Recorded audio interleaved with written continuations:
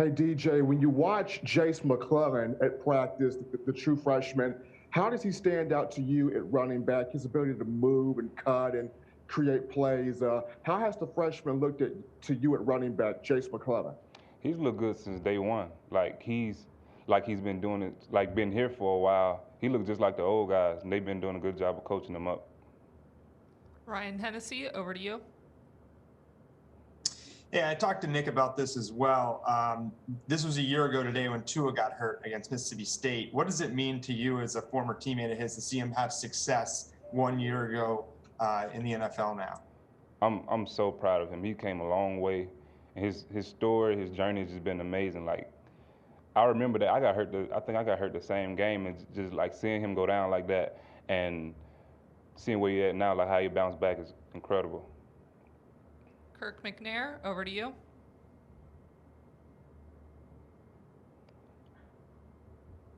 Coach Saban was just talking to us about how you have to look ahead to what's actually in front of you, not what you should have been.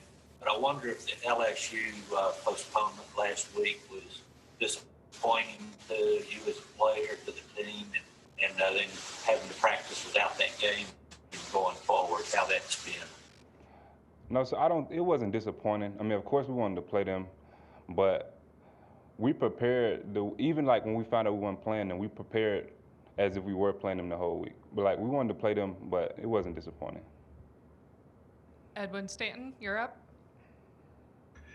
Hey, DJ, could you talk a little bit about just having the 2 weeks off for this, or, the last 2 weeks? Is that a good thing or a bad thing? How do you view having 2 consecutive weeks off? It could be a bad thing, but what coach was preaching to us was staying in the habit. So what we did was prepared this week as if we were playing a game. We practiced yesterday, so it wasn't really, it was different. It could have been a bad thing, but I feel like we prepared the right way. Michael Casagrande, you're up. Yeah, I was going to ask something like that. It wasn't a huge challenge. The mental side of having to sit out for 2 weeks. I mean, have you ever had to do that before? In the middle of a season, have to sit out? Nah, I never had to do that before. It was different, but I feel like we handled it very well. So it wasn't that hard.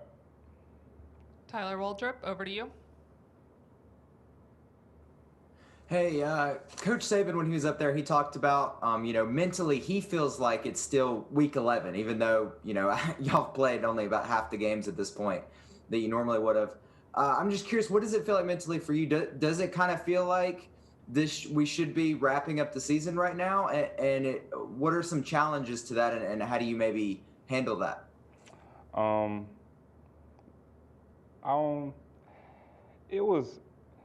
It does feel kind of weird, but mentally it feels like week 11, but Coach Saban's been doing a good job of keep reassuring us about the season and just being where our feet are and controlling what we can control.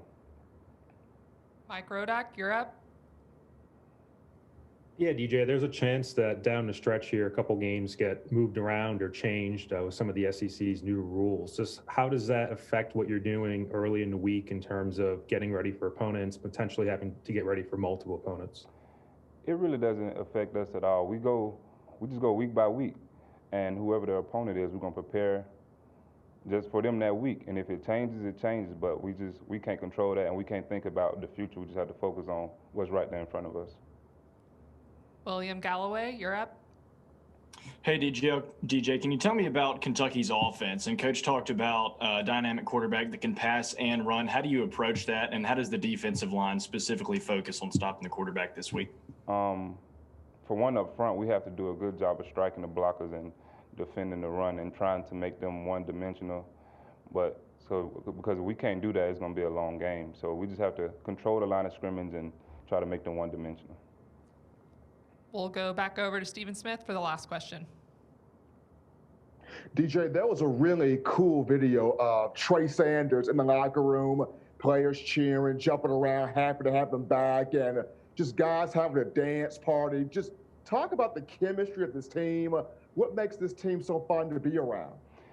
We came a long way. We had a lot of uncertainty with the summer and not knowing if we're gonna have a season or not. We've just been around each other, and everybody just kind of bonded and clicked in. So yeah, it just makes it fun. But it's a real fun group, and I enjoy being around all the guys. It's like the video, it's like that all the time in the locker room. Almost every day after practice, before practice, it's like that all the time.